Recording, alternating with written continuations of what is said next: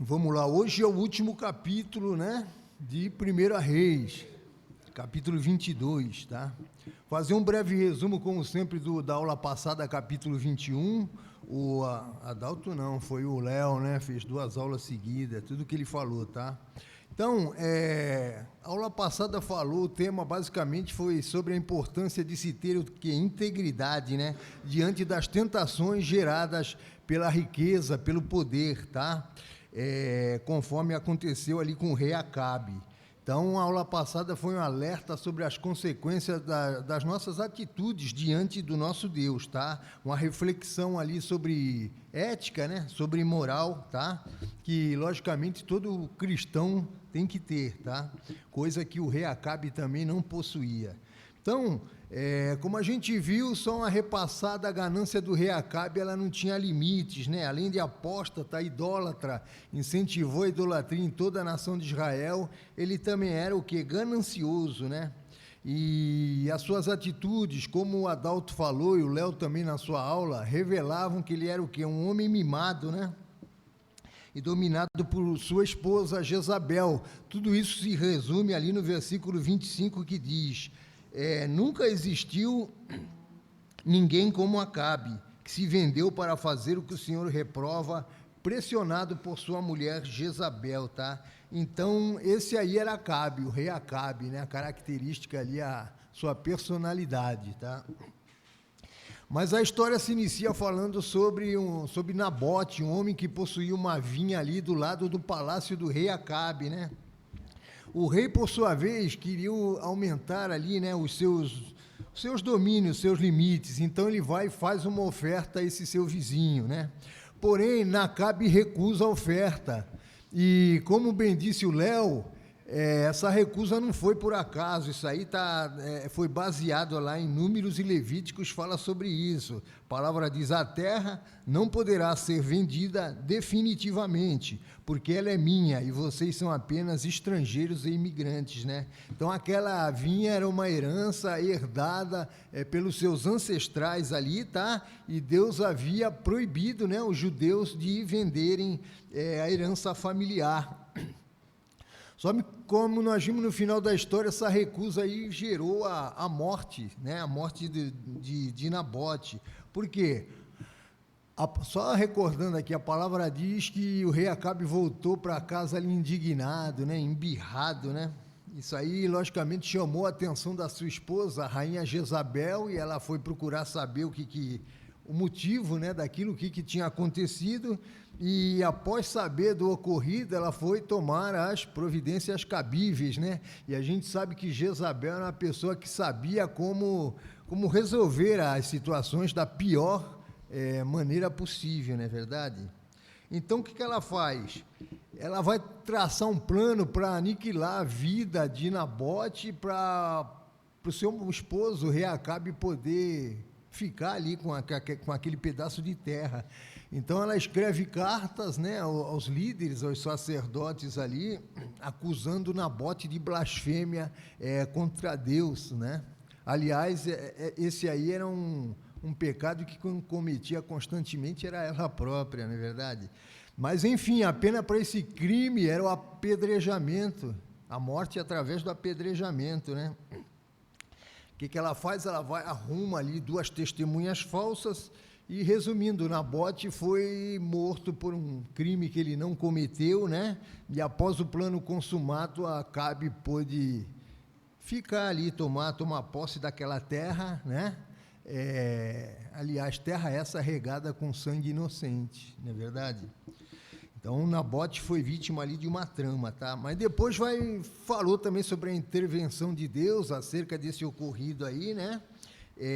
Através do profeta Elias, que vai denunciar os pecados ali de Acabe e prever a punição que viria sobre ele, sobre toda a sua casa, já que seus filhos seguiram os seus mesmos passos, não é verdade? Então, resumindo aqui, Acabe foi o maior exemplo de como não deve ser um rei, como não deve ser um líder, né, se portar. E, para encerrar o assunto referente à aula passada, eu vou citar aqui 4 características do caráter desse rei, Acabe, tá? Primeiro, foi idólatra, né? Não temeu a Deus, adorou aos ídolos ali, aos deuses, entre aspas, né? Adorado pela sua esposa Jezabel. Inclusive, ele edificou o templo, edificou altares a esses ídolos ali, ignorou os mandamentos do Senhor e foi procurar ajuda ali, proteção nesses ídolos inúteis, né, que na verdade não são deuses, além de, como eu disse, promover a idolatria em toda a nação de Israel. Segundo, foi um religioso de conveniência. A gente vê que enquanto os sacerdotes de Baal, eles tinham ali influência, né, sobre o povo, estavam em evidência, ele era um adorador de Baal. Porém, quando Elias matou ali os sacerdotes de Baal, ele não fez nada também para impedir. Terceiro, como eu disse, só para reforçar, era um homem mimado, não é verdade? As coisas tinham que ser do jeito que ele queria, senão ele, como uma criança, ele fazia birra, não é verdade? Se zangava. A gente vê que quando Nabote se recusa a vender aquela vinha, a palavra diz que ele foi se deitar ali embirrado, né? Em quarto lugar, para encerrar, foi desobediente a Deus, né? Como bem disse o Léo, ele era israelita, ele sabia os mandamentos ali do Senhor, mas ele não tinha respeito por eles, se casou com uma mulher estrangeira, idólatra, que trouxe a idolatria ali para a nação de Israel, ele permitiu isso e, para finalizar, foi cúmplice da perseguição e assassinato de muitos profetas de Deus, não é verdade?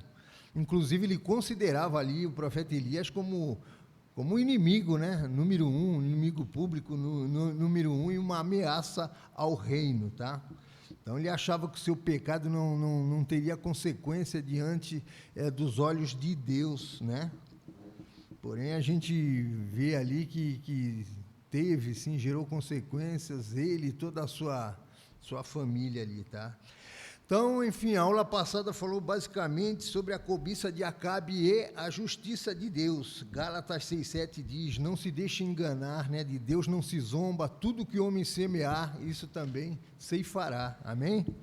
Enfim, a lei da semeadura que todos nós conhecemos, né? Acabe semeou o que não devia, fez o que era ruim perante os olhos de Deus e sofreu essas consequências aí negativas. E a gente, inclusive, vai ver no estudo de hoje que ele morreu conforme foi profetizado, né? Lá em 1 Reis 22, 37, aula que já se foi, que diz, os cães lamberiam seu sangue no mesmo local onde lamberam o sangue de Nabote, ou seja, vai ocorrer com ele a mesma coisa que ele fez ali com Nabote, tá? Então, a justiça divina fez ele pagar pelos seus pecados. Agora que a gente vai começar a aula de hoje, hein? 1 Reis, capítulo 22. Até agora foi só uma revisão. Eu já cheguei uns 5 minutos atrasado, mas vai dar tempo. Vamos lá. O capítulo 22, ele continua descrevendo ali, né, os eventos que ocorreram durante o reinado do rei Acabe, né? As tramas políticas, as profecias, enfim, tudo que ocorreu ali. E fala também, a gente vai falar sobre uma batalha que ocorreu aqui, tá? As consequências também. Tanto no Reino do Norte lá, como a morte do rei Acabe, tá? A princípio, a gente já vai, só uma prévia, a gente vai ver o rei Acabe unindo forças com Josafá, que era rei de Judá, né? Reino do Norte e Reino do Sul, eles se unem forças e tinham um objetivo comum, que era o quê? Atacar a cidade de Ramote Gileade. Então, esses dois reis, eles vão buscar ali orientação divina para saber se vão ou não para essa guerra, né? E Josafá, o rei de Judá, do Reino do Sul, ele vai pedir que Acabe consulte os profetas, né? Seus 400 profetas, eles predizem um resultado favorável nessa guerra, porém a gente vai ver que vai entrar em cena Micaías, um homem que era um verdadeiro profeta de Deus. Ele vai contradizer os profetas de Acabe e prever a derrota nessa batalha, caso eles fossem. Depois a gente vai ver que eles foram, né? Porém, a teimosia de Acabe, né, como eu disse, leva ele a ignorar a profecia do homem de Deus e ele vai para essa batalha, né? Onde Acabe, como eu disse, toma essa decisão que vai gerar consequências ali sérias, né, negativas. No final, a gente vai ver também, fala um pouco sobre o reinado de Josafá, tá? Rei do Sul, onde Jorão, seu filho, assume o poder. e depois Acasias, que é filho de Acabe, vai assumir o trono no reino do norte, tá? De Israel, no lugar de seu pai Acabe, tá?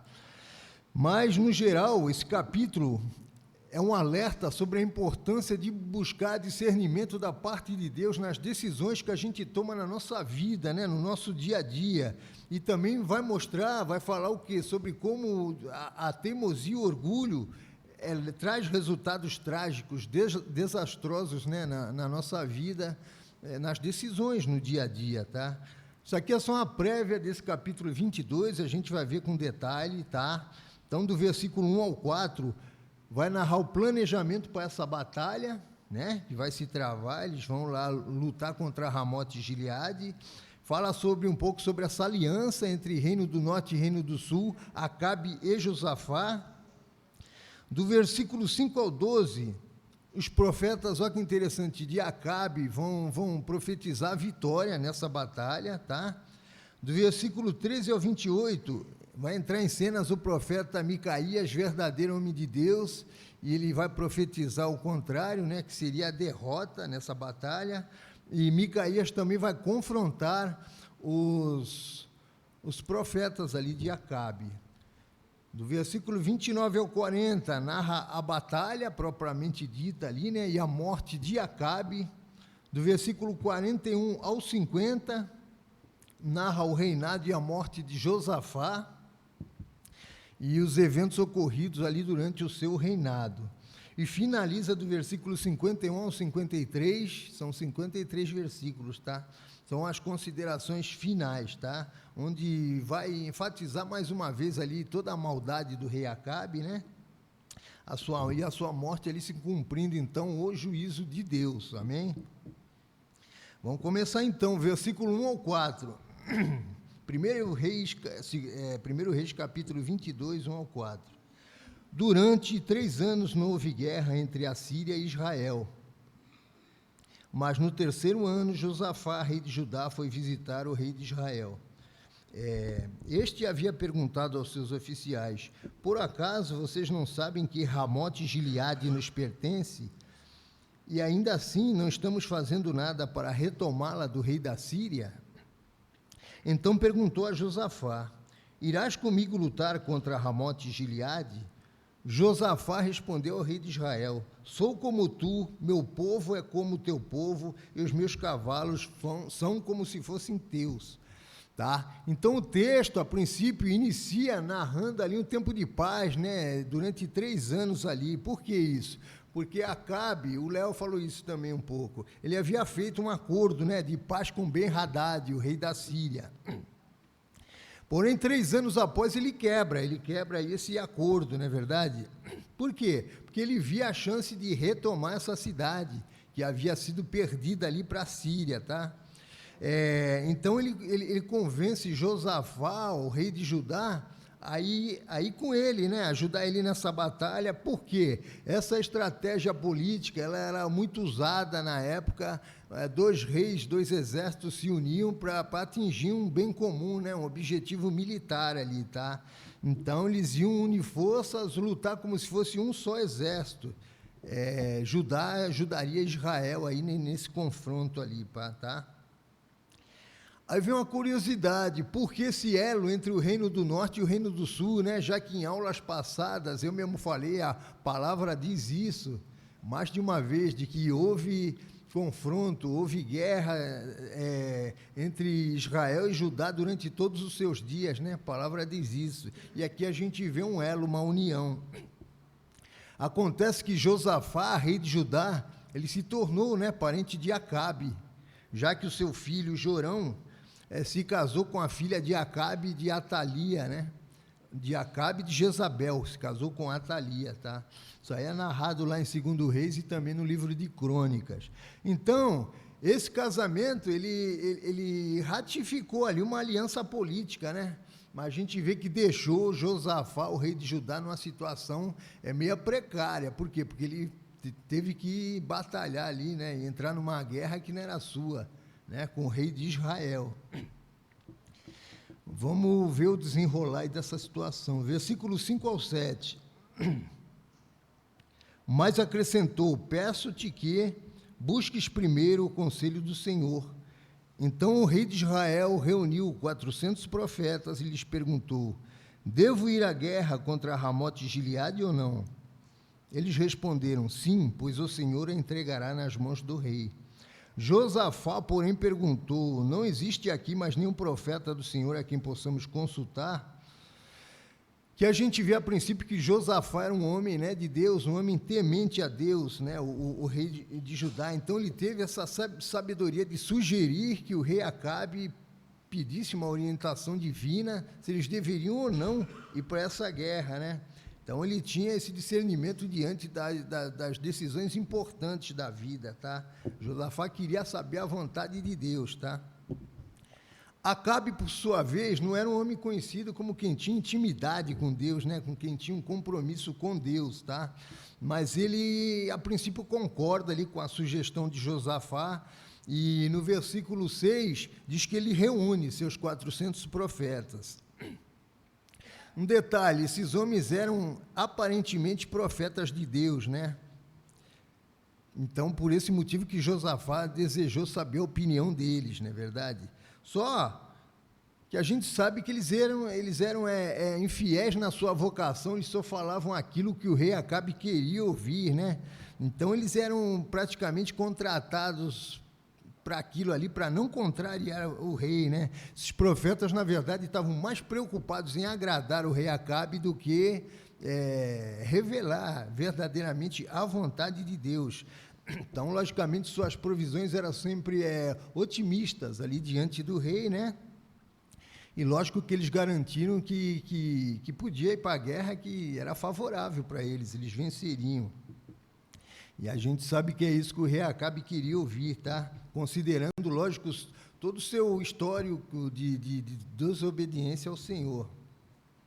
Porém, volta a falar, Josafá era um homem que temia a Deus, né? Era um homem que buscava a vontade. Por isso, no versículo 7, ele demonstra uma certa dúvida diante da previsão desses profetas aí de Acabe, tá?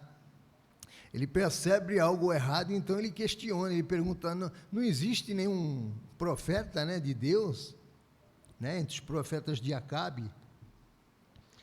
Vamos ver aqui, 8 ao 10. O rei de Israel respondeu a Josafá: ainda há um homem por meio de quem podemos consultar o Senhor, mas eu odeio, porque nunca profetiza coisas boas a meu respeito, mas sempre coisas ruins. É Micaías, filho de Enlá. O rei não deveria dizer isso, Josafá responde. Então o rei de Israel chamou um dos seus oficiais e disse: traga Micaías, filho de Enlá, imediatamente.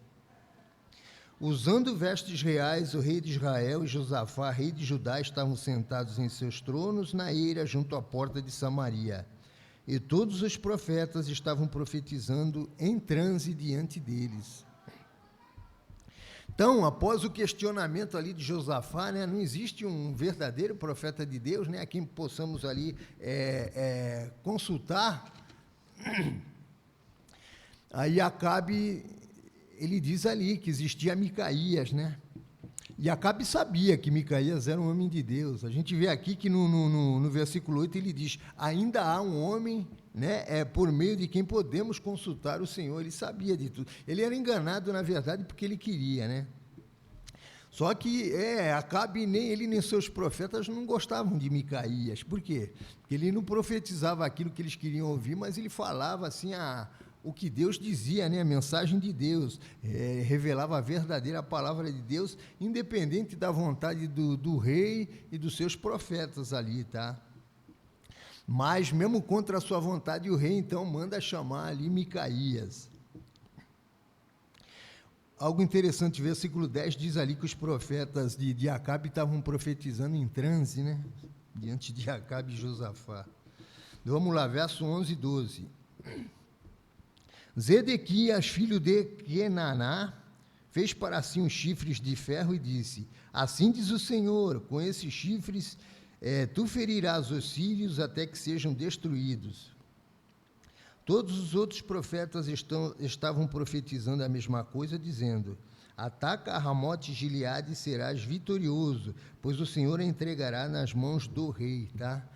Algo interessante aqui, nesse versículo 11, a gente vê que antes da chegada de Micaías, houve uma cena interessante, né? Aparece ali um dos falsos profetas chamado Zedequias, para profetizar. Ele chega ali exibindo ali chifres, né, de ferro, tá?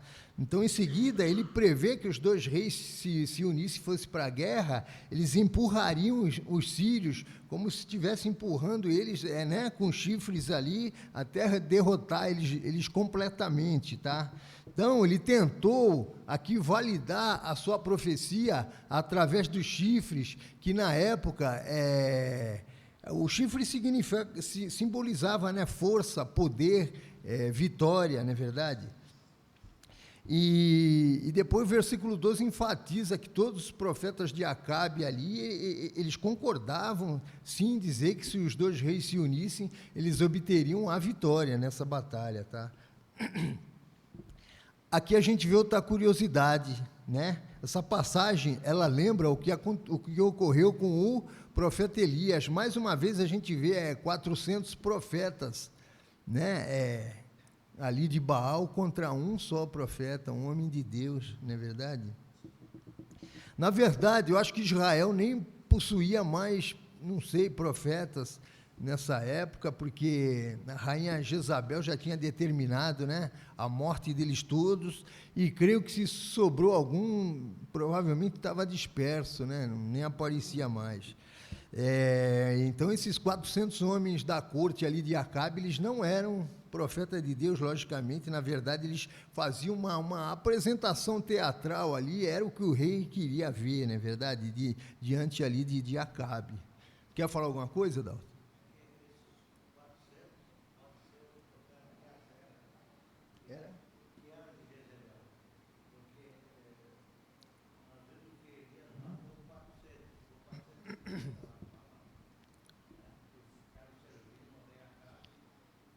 Sim.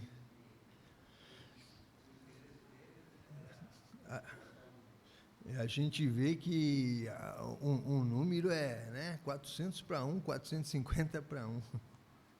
É desse jeito. Então, voltando lá, o versículo 13, mandam chamar ali, né, Micaías, homem de Deus, porém ele já foi avisado de antemão pelo mensageiro que não era para contrariar o rei, não é verdade? Não era para contradizer os profetas ali da corte. E no versículo 15, a gente vê que ele zomba dos profetas da corte, quando ele repete o que eles haviam falado, né? Na verdade, porque ele diz, né, vai para a guerra que vocês vão sair vencedor, mas na verdade ele não estava profetizando, ele estava ironizando os profetas de Acabe. E a gente vê na sequência que até o rei Acabe viu que ele estava ali falando que realmente ele não acreditava, né? Por isso, no versículo 16, Acabe, o rei ali, aperta ele e diz para ele falar a verdade, ó, versículo 16. O rei lhe disse: quantas vezes devo fazer você jurar que irá me dizer somente a verdade em nome do Senhor? Agora a gente vai ver a partir do versículo 17 que Micaías, o verdadeiro homem de Deus, vai começar a profetizar tudo o que ocorreria, né? Toda a desgraça que ocorreria caso eles fossem para essa batalha, né? Porque, na verdade, aqueles profetas de Acabe, logicamente, estavam mentindo se essa união aí, Acabe e Josafá, né? Eles unissem o exército e fossem para essa batalha e jamais sairiam vencedores, tá? Vamos ver o que diz do capítulo, versículo 17 ao 28, tá? Eu vou ler direto aqui, são 12 versículos.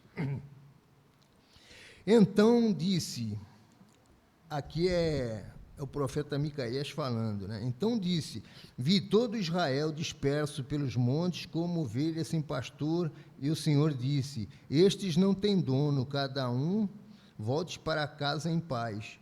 O rei de Israel disse a Josafá, não lhe disse que nunca profetiza nada de bom a meu respeito, mas apenas coisas ruins? Micaías prosseguiu, ouça a palavra do Senhor. Viu o Senhor assentado em seu trono, com todo o exército dos céus ao seu redor, à sua direita e à sua esquerda. E o Senhor disse: quem enganará Acabe para que ataque Ramote e Gileade e morra lá? Um sugeria uma coisa, outro sugeria outra, até que finalmente um espírito colocou-se diante do Senhor e disse: eu o enganarei. De que maneira? Perguntou o Senhor. Ele respondeu: irei e serei um espírito mentiroso na boca de todos os profetas do rei. Disse o Senhor: você conseguirá enganá-lo, vá e engane-o. E o Senhor pôs um espírito mentiroso na boca destes seus profetas. O Senhor decretou a sua desgraça. Então Zedequias, filho de Kenaná, aproximou-se, deu um tapa no rosto de Micaías e perguntou: por qual caminho foi o espírito da parte do Senhor quando saiu de mim para falar a você? Micaías respondeu: você descobrirá no dia em que estiver se escondendo de quarto em quarto. O rei então ordenou: enviem Micaías de volta a Amon, o governador da cidade, e a Joás, filho do rei, e digam: assim diz o rei, ponham este homem na prisão a pão e água até que eu volte em segurança. E último versículo 28, Micaías declarou: se você de fato voltar em segurança, o Senhor não falou por meu intermédio, e acrescentou: ouçam o que estou dizendo todos vocês, né? Então, voltando ao versículo 17, o homem de Deus, profeta Micaías, ele profetiza ali palavras duras, né, diante de todos. Ele narra um quadro ali de desespero, de desgraça, diante do rei, né, de toda a nação ali, né? Confusão, tragédia. Como diz o versículo 17, ele vê Israel disperso pelos montes. Isso aí significa o quê? O líder, o rei Acabe, seria destruído e o povo, né, seria disperso, tá? Então, a profecia de Micaías estava clara, era para os dois reis, né? Desistam, né, dessa batalha aí. Isso aí não vai dar certo para vocês. Porém, mais uma vez, pelo seu histórico, Acabe, ele despreza essa profecia ali, e aí ele ainda critica o profeta de Deus. A gente vê no versículo 18, onde ele reclama mais uma vez por Micaías não falar, né, a favor dele, o que ele queria ali, o que era bom para ele, tá? E mesmo após a crítica ali a profecia, né, de Acabe, mesmo após a crítica do rei Acabe, Micaías, ele continua profetizando, tá? E no versículo 19, agora entrou uma parte importante, ele diz que avistou o Senhor no seu trono, todos os exércitos celestiais ao seu redor ali, né? Também ele descreve Deus ali com seus servos espirituais, tá? Fazendo o que ali? Eles estavam definindo o destino de Acabe, né? Quando ele fosse induzido por um espírito enganador, tá? Para ele poder ir, sim, nessa batalha aí de Ramote e Gileade, que o final seria o que resultaria na sua morte, tá? Só que aqui entra um detalhe interessante aqui, no versículo 23, fala sobre um espírito mentiroso, né? Um espírito mentiroso, e que ele se oferece a Deus para ser um agente enganador, né? Queria enganar, ludibriar ali o rei Acabe, tá? Ele induziria os profetas de Acabe a profetizarem a vitória nessa batalha que culminaria na morte do rei, né? Na sua desgraça. Aí eu pergunto, como entender essa atitude de Deus, né? Um espírito enganador, não é verdade? Deus, ele usa diversos meios para atingir o seu objetivo. Aqui Deus permitiu que um espírito mentiroso influenciasse a previsão desses falsos profetas, tá? Que a gente vê também a batalha espiritual oculta, que não é visível aos nossos olhos, né? Enfim, tudo que ocorre ali, vamos dizer, nos bastidores, né, da história.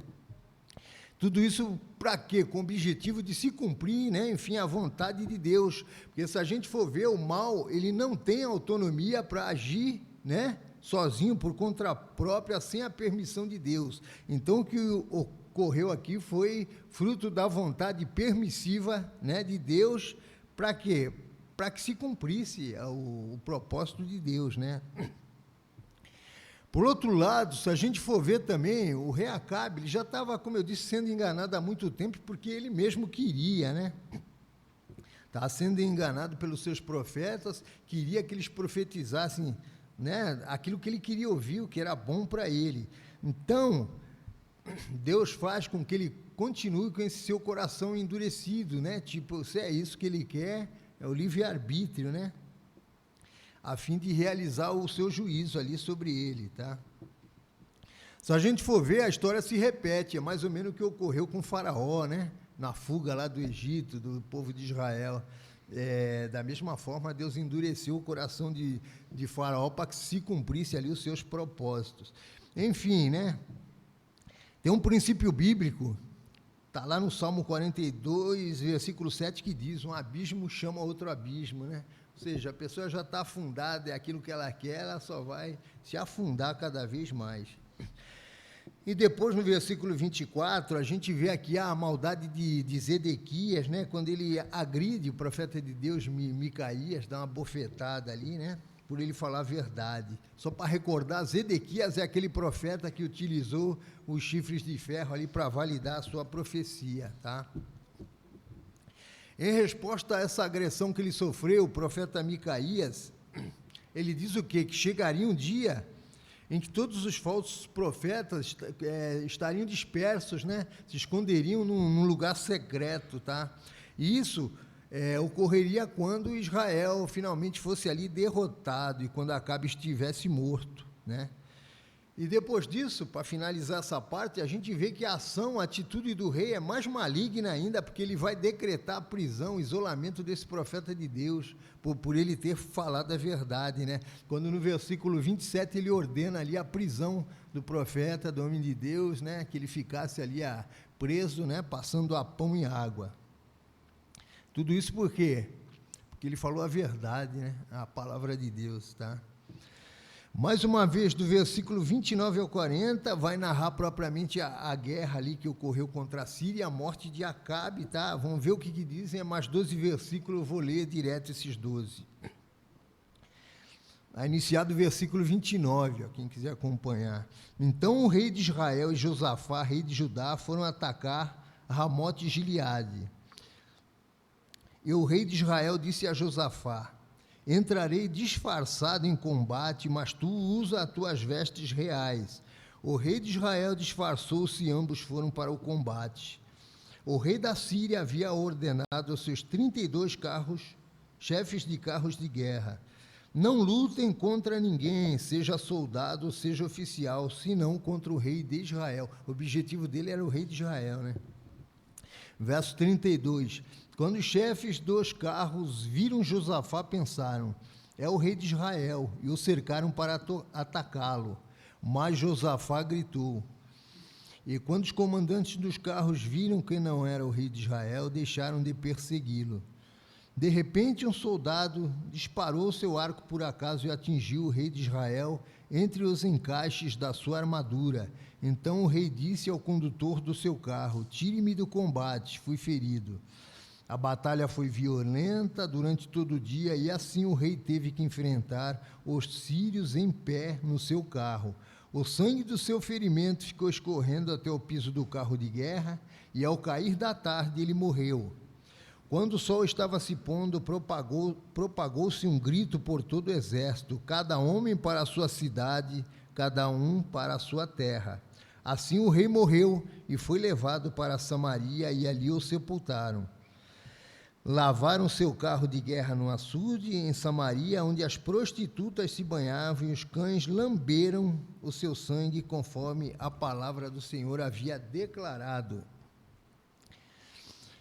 Os demais acontecimentos do reinado de Acabe, tudo o que fez, o palácio que construiu com revestimento de marfim, as cidades que fortificou, tudo está escrito nos registros históricos dos reis de Israel. Acabe descansou com seus antepassados e o seu filho Acasias foi o seu sucessor. Amém?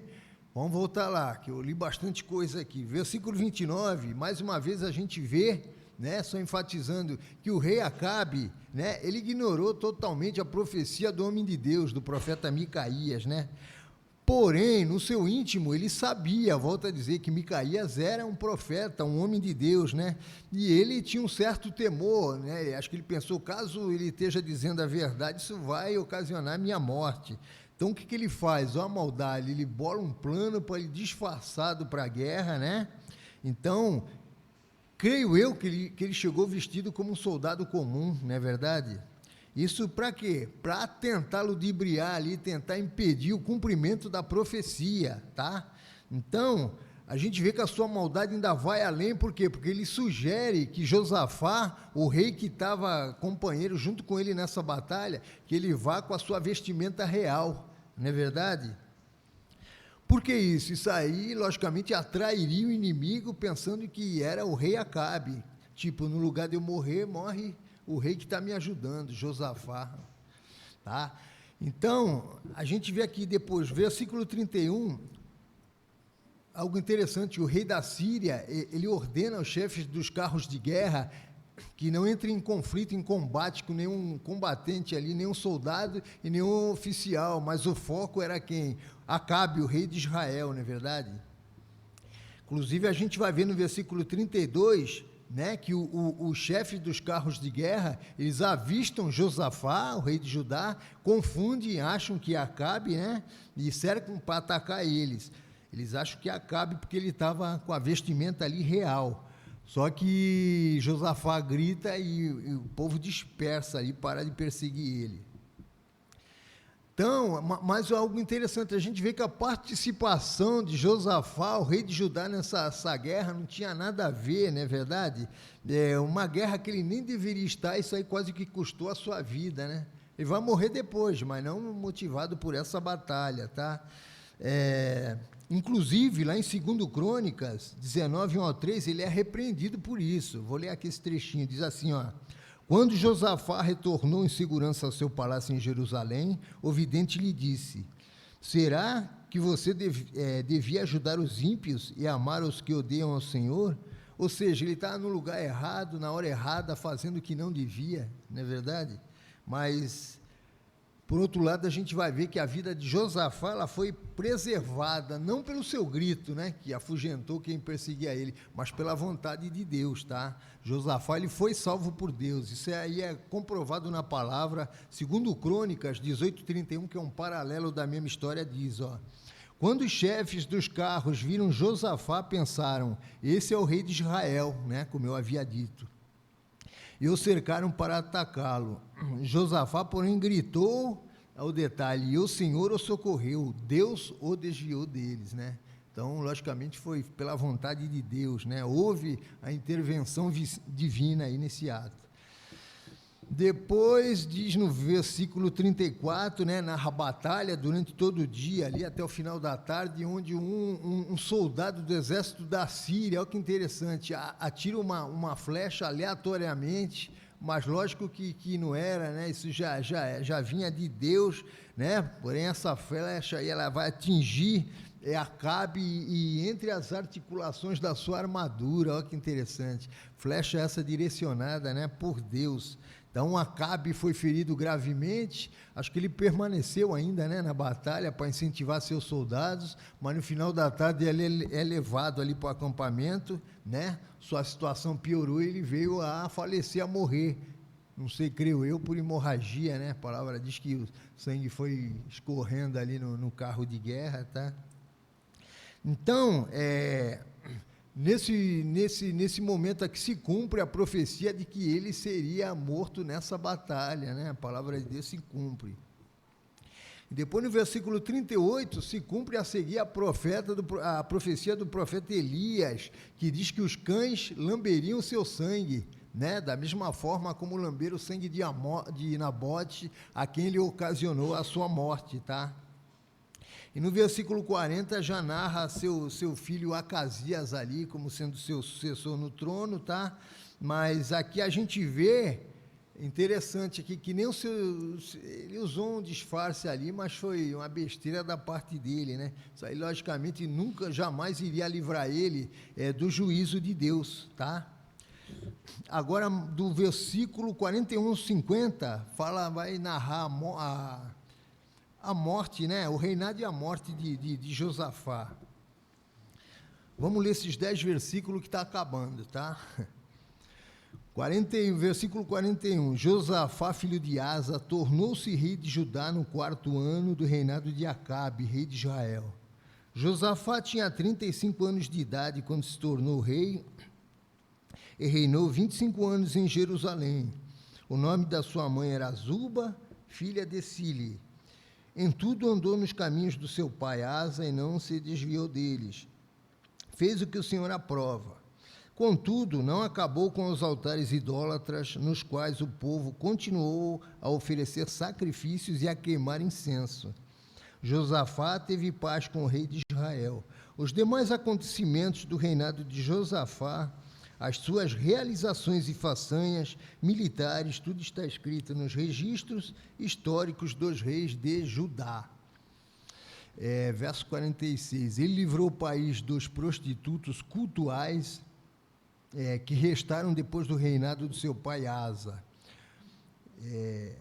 Ora, na época não havia rei em Edom, mas sim um governador nomeado. Josafá construiu uma frota de navios mercantes para buscar ouro em Ofir, mas nunca foram, pois eles naufragaram em Ezion-Geber. Naquela ocasião, Acasias, filho de Acabe, disse a Josafá: os meus marinheiros poderão navegar com os teus, mas Josafá recusou. E o último versículo: Josafá descansou com seus antepassados e foi sepultado junto deles na cidade de Davi, seu pai, e o seu filho Jeorão foi o seu sucessor. Amém? Que a gente vê um pequeno resumo da história aqui, né, de Josafá. Reinou até bastante, 25 anos, né, sobre Judá. A palavra enfatiza que ele foi um bom rei, tá? Vou citar aqui 3 fatos principais que ocorreram aí nesse seu reinado.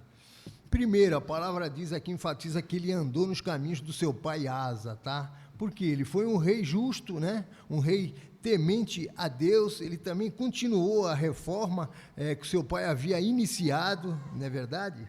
Então, eliminando os ídolos, as práticas idólatras, que era bem comum na época ali, né, em Judá. Porém, a palavra diz que ele não conseguiu ali extinguir, não é verdade, totalmente a idolatria, mas creio eu que isso era uma missão quase que impossível, né, naquela época.